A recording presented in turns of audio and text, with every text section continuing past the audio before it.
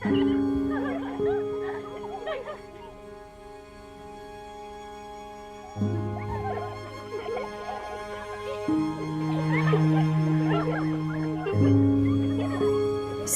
exploitation of children in travel and tourism is the act of sexually exploiting a person under the age of 18. Embedded in the context of travel, tourism, or both.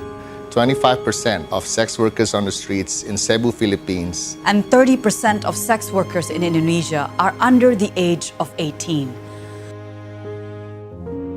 While 26% of working boys in Sihanoukville, Cambodia indicated that they had engaged in sexual activities with foreigners in exchange for money, food, or other benefits.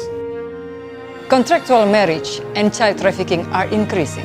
Children aged 12 or younger are taken to Thailand from neighboring countries to engage in commercial sex work. 8 of 10 Vietnamese girls that are sexually exploited had been sold by their own family members for their economic survival.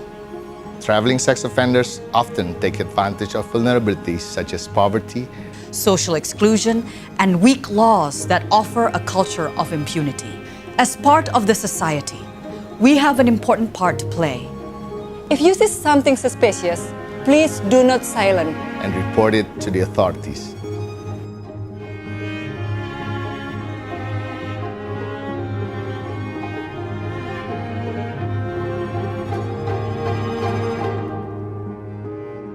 In collaboration with our governments and civil society organizations, Aipa, as the voice of ASEAN people, strives to end sexual exploitation of children in travel and tourism. Follow us and support your parliamentarians in their fight against sexual exploitation of children.